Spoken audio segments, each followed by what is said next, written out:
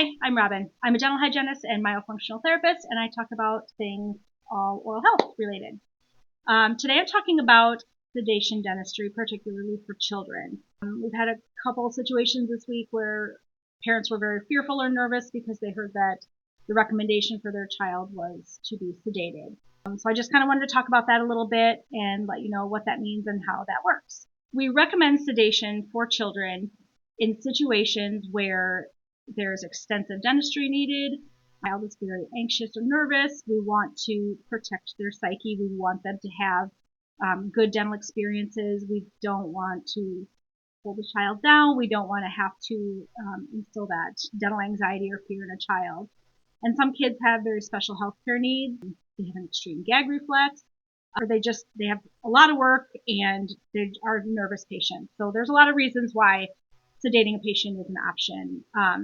There are a couple types of sedation that you can do, and all types of dentistry, but also sedation dentistry is all geared towards your patient or your child's comfort and safety is definitely priority. There's a couple different types of sedation. The first one is nitrous oxide, often called laughing gas, and that is administered in the office generally and considered very safe. It helps the child relax. They don't necessarily go to sleep, but it just helps calm the child. It helps to soothe that gag reflex a bit. It just helps to get them through the appointment easily. Another type of sedation is oral sedation, which is given as a liquid medication before an appointment.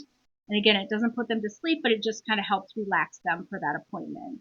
There's also IV anesthesia or general anesthesia that is used for more complex cases. This office, we have a board certified pediatric anesthesiologist that comes every few weeks, and they help us by having our children anesthetized, and then the dentist will go in and do all of her necessary work. It makes it very convenient for patients. We have a very streamlined process here for that. And also, the dentist could go to a hospital and the child can be put under general anesthesia there as well. They're fully sleeping there. Again, all the treatment is done, one set, and then the child is taken care of by an anesthesiologist or monitored by an anesthesiologist. Big question is it safe? Of course, we never want to have to resort to that if we don't have to, but you have to weigh the benefits versus the risks. And when trained professionals are following strict guidelines, it is generally considered a safe procedure for children. Medical histories are thoroughly reviewed.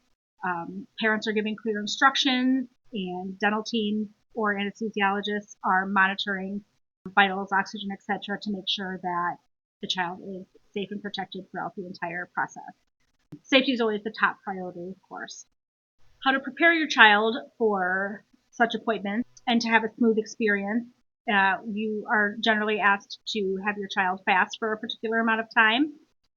Medications may be adjusted. That is something that the anesthesiologist will decide and counsel you on, case-by-case basis. And then generally we have you arrive early for the day of treatment. After treatment, you may find that you are a little bit groggy or sleepy. Sometimes kids are a little bit unsteady or a little bit emotional. Usually by the next day, they're perfectly fine.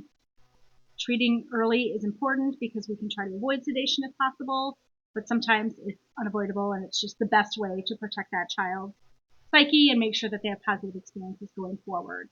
We want to prevent pain, we want to prevent infection, and we want to protect that child from having a negative dental experience that will carry over throughout their life.